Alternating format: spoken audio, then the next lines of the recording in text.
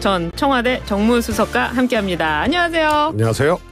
안녕하십니까. 제가 설레가지고 한 박자 빨리 들어갔어요. 네. 야당의 총선 길라잡이 우리 최재성 전 청와대 정무수석과 함께하는데요.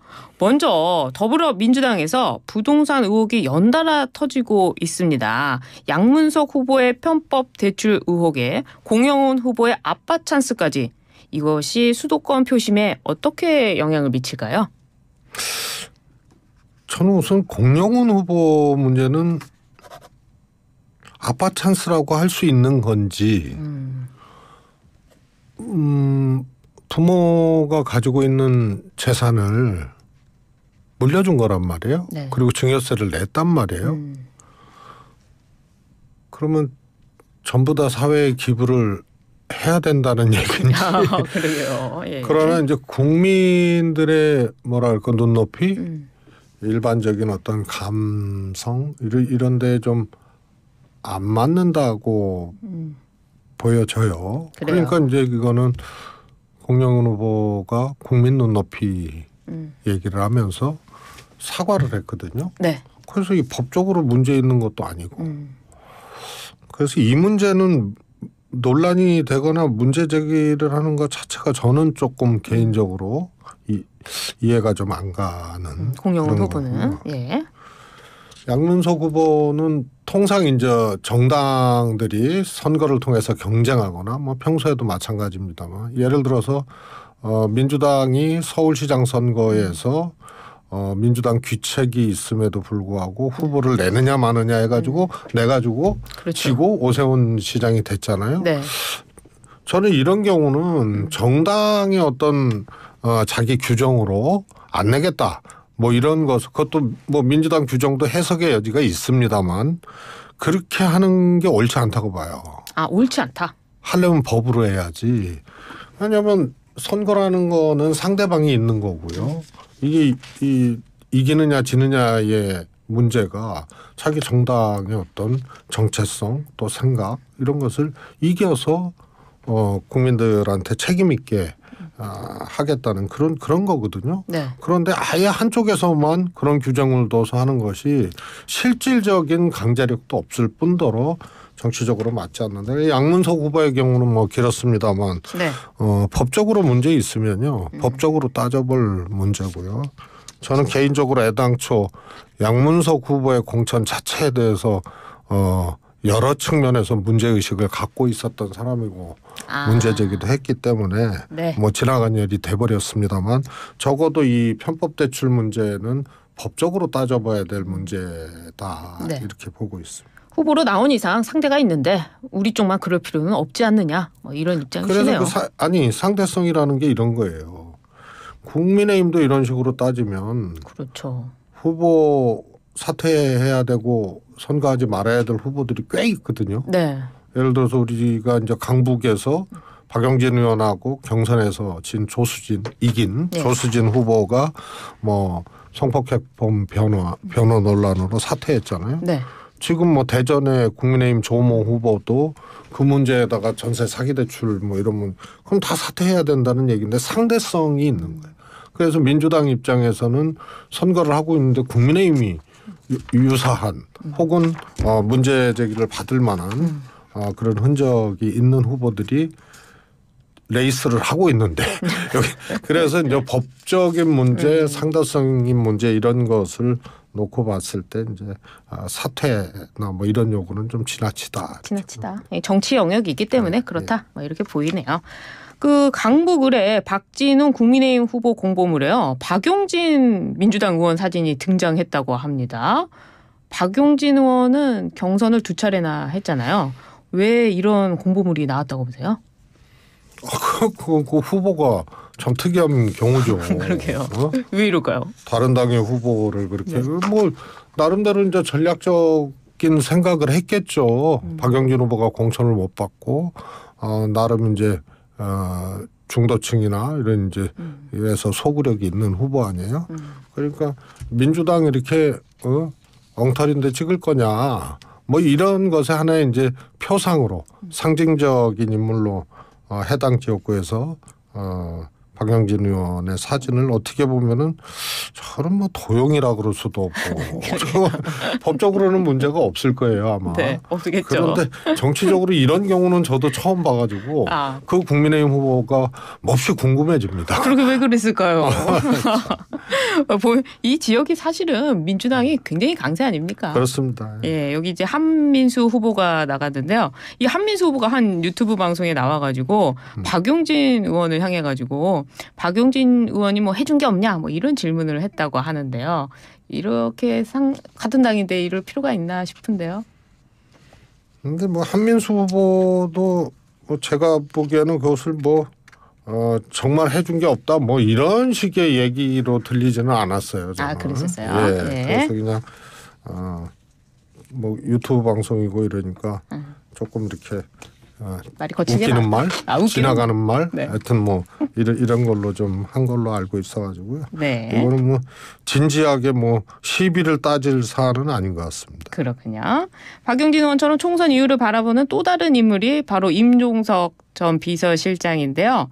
서울 중성동 가압 공천 배제 수용 이후에 지난 주말 모습을 드러냈습니다. 중성동 갑에 이어 낙동강 벨트 험지 위주로 지원을 하고 다니는데요. 어떻습니까? 바라보실 때. 참 이게 이제 공천도 다 끝났고 네. 해서 이제 다른 후보 지원하고 이제 소위 백의종군이죠. 네. 백의종군 해서 이렇게 당 후보의 당선을 위해서 지원하고 뛰고 이런 모습이 보기 좋지만 참 어려운 일이에요 이게. 당사자 굉장히 어렵잖아요. 예.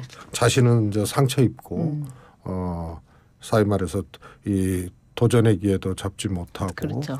그런 이제 상처투성이에 이 본인의 육신을 이끌고 육신을 이끌고 이렇게 지원을 한다는 거는 굉장히 참 어려운 일인데. 네. 이제 민주당은 이번 과정에서 탈당한 자와 탈당하지 않은 자 있잖아요. 탈당하지 않은 자는 네. 자기 문제는 그렇게 상처 입고 잘 실패했어도 네. 이 소위 말해서 민주당의 승리를 위해서는 뭐라도 해야 된다는 그런 것들이 아주 강한 분이에요. 그러니까 뭐 홧김에 탈당할 수도 있는데 그런 거 안 한 분들의 이 충정 이런 것은 이해해 줘야 되고 임종석 실장은 또 상당히 이제 그 뉴스 자체가 부각되고 했기 때문에 더 어려웠던. 사실 20년 굶었거든요. 20년이나 굶었어요. 총선 4번을 떨어지거나 기회를 못 갖거나 그랬던 경우예요. 가장 일찍 국회에 들어와 가지고 네. 4번을 18대, 19대, 20대, 21대 4번을 출마를 못 했고 이번에 이제 또 해보려고 한 건데 어쩌다가 이렇게 또 했으면은 네. 또 됐을 수도 있고 그 야당의 이 뭐라 그럴까요? 정치적인 이제 지도자로 그렇죠. 그렇게 또 약진할 수 있는 그런 기회였는데 그게 좌절됐는데 백의종군 해서 이렇게 뛴다는 건 참 고맙고 대단한 일이죠. 그 좀 가깝게 제가 알고 있는데 그 바라보신 심정이 이거 안타까우신가 봐요. 뭐 당연히 안타깝죠. 네. 그러나 정치라는 것이 또 이건 정치를 포기하지 않는다는 얘기거든요. 정치를 포기하지 않겠다. 예. 그런데 왜 선대위에 합류해야 된다 이런 이야기가 여러 번 나왔는데 타이틀 없이 지원을 나선 걸까요? 우선은 이제 선대위에 대해서 제가 뭐 이 프로그램에서도 좀 말씀을 드렸습니다만 네. 선대위원장이 다 똑같은 선대위원장이 아니에요. 그래요? 민주당은 상임선대위원장 그다음에 그 밑에 공동선대위원장 국민의힘은 총괄선대위원장 네. 그 밑에 공동선대위원장. 그렇습니다. 근데 선대위원장 그러면 어느 선대위원장을 얘기하느냐. 네. 그래서 민주당 3톱이잖아요. 이재명 그렇죠. 대표하고 김부겸 이해찬. 그래서 선대위원장을 더 늘리기가 상임선대위원장을 더 늘리기가 이제 어려웠던 상황이 있었을 터이고 네. 또 임종석 의원이 어떻게 포지셔닝을 해야 되는지 이게 참 애매하네. 쉽지가 않은 네. 그런 거고 스스로가 뭐 백의종군 하겠다고 했으니까 가장 좋은 모양이 또 아닌가 싶어요. 그래요? 지금 이렇게 지원하고 하는 이런 모습이 공식 타이틀을 갖고 하는 것보다. 그렇군요. 그럼 이번 총선 승리를 위해서 이렇게 열심히 하고 다음에 전당대회 여기서 이제 당대표 자리 이런 거 노리지 않을까요? 저는 모르겠어요. 뭐 꿈결에 그런 것들이 네. 예, 나타났을 수도 있는데 그런 생각이 꿈결에. 아, 꿈결에. 그런데 사실 그런 것을 생각하기 참 어려운 상황이죠. 우선은 민주당의 현역이 아닌 상태에서 네. 전당대회 도전해서 대표가 될 수 있겠느냐. 쉽지 않죠. 뭐 이런 게 있고요. 또 전당대회 룰도 바꿨어요. 예. 대표 선출 룰도. 그래서 대의원이 이제 과대 대표되고 있다 해서 권리당원 이제 포션을 엄청 늘렸거든요. 네. 뭐 등등등의 환경 때문에 그것을 아주 계산하고 염두에 두고 막 이렇게 행보를 한다. 그거 자체가 사실 성립되기 어려운 환경이거든요. 네. 그러나 뭐 꿈속에서 잠깐 지나갈 수는 있습니다. 그렇군요. 알겠습니다. 문재인 전 대통령 얘기 좀 잠깐 해볼게요. 잊혀지겠다 그러셨던 문재인 전 대통령 최근 부산에서 후보자 지원 방문에 나서서 파란 옷을 입고 후보자를 격려하고 다니십니다. 어떻게 보세요? 저는 실제로 네. 뭐 그것에 대한 이제 이 뭐라 그럴까 일종의 이제 반응, 반발 뭐 이런 차원의 행보로 보지는 않고 있는데요. 윤석열 정부 들어서서 너무 어처구니 없이 전 정부 문재인 정부에 대해서 어떻게든 일을 만들려고 하고 또 사법적인 문제로 갖고 가려고 하고 또 그 아시잖아요. 옛날에 이제 땡전 뉴스가 있었다면 네. 이 정부 이제 회의 때는 네. 제가 한 말이지만 땡문이다. 땡문이다. 네. 대통령 주재 회의 딱 시작하기 전에 문재인 정권 탓부터 하고 네. 그럴 정도로 전 정권 탓을 많이 했거든요. 네. 뭐 그런 것에 대한 어떤 반사적인 행위로 보고 싶지는 않은데 그만큼 지금 윤석열 정권이 정말 심각하다.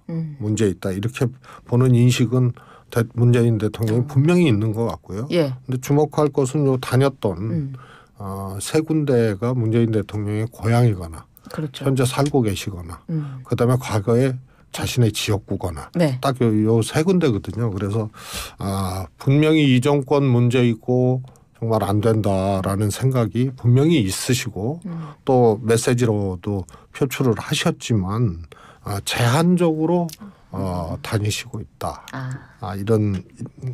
이런 아주 조금 뭐라 그럴까요? 조금 절제되면서도 제한되는 행보를 하고 계시지만 분명히 이 정권에 대해서 문제 있고 민주당에 따라서 승리를 해야 된다는 것은 표출을 했다는 점에서 사실 이게 굉장히 특이한 동선이거든요. 그러네요. 메시지와 동선이 네. 그러니까 동선이 그러면은 막 더 넓어져야 엄청 내야 되는데 네. 그러기는 좀 어려우시고 절제하고 있다 이렇게 봐야 되겠네요. 동선은 굉장히 이렇게 절제되게 짜고 있는 거죠. 그렇습니다. 말씀 나온 김에 윤석열 정부 이야기로 넘어가 보도록 하겠습니다. 어제 윤석열 대통령이요 대국민 담화를 발표를 했습니다.